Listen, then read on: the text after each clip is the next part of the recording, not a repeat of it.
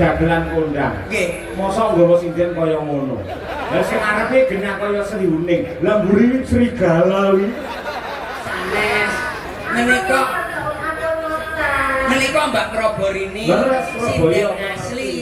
Sinden wanita genah. Menika sinden wanita Rainaga.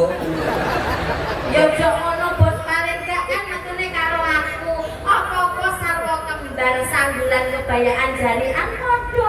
Padha. Lah padane padha. Iki lho digedhe.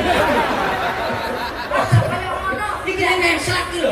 Pekerjaane gak masalah, ngeslak iki lho. Nuwun sewu, ibarat tokoh pewayangan. Nggih. Kula Sri Kandi menika Pustaka Weni.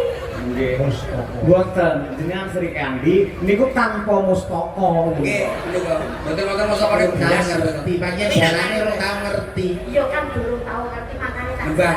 Lah wong pancen iki anggene ulang tahun Golkar iki banere wis dipasang gede ning pojok-pojok dalan. Heeh, foto ora enek. Jelas wis. Pagelaran wayang kulit dengan dalan Ki Cahyo Pungkadi.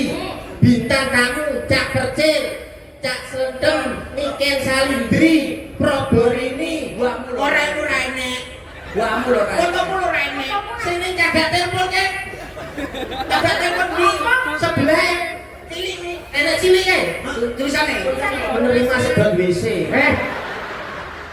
Masalahnya sesuk-sesuk iki jak foto yo aja angel kaya kancane. Ono kaya nesu. Pancen iki Kompak iki nang kene. Nembang sing apik. Enggak iki mangayu babyo hari ulang tahun. Nake sik. Pripun? Oke, bareng asma sinten Mbak Yu? Lah menika pun tepan kula. Mbak Probor ini saking Sidoarjo. Awakmu kenalan. Sampeyan kenalan. Iji, selamat malam. Tak kenal maka Tak ambleng Mbak. Saya. Tebe saking kali jodoh.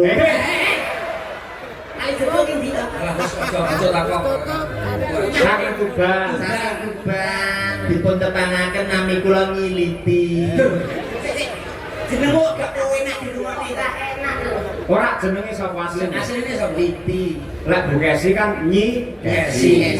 Nek Mbak Lian Nyi Lia. Iya. Sampe sapa mau? Liti. Lah terus Ngiliti to. Lah ini mbok diganti apa? diganti lah ora. Asmo Kinaryo Joko.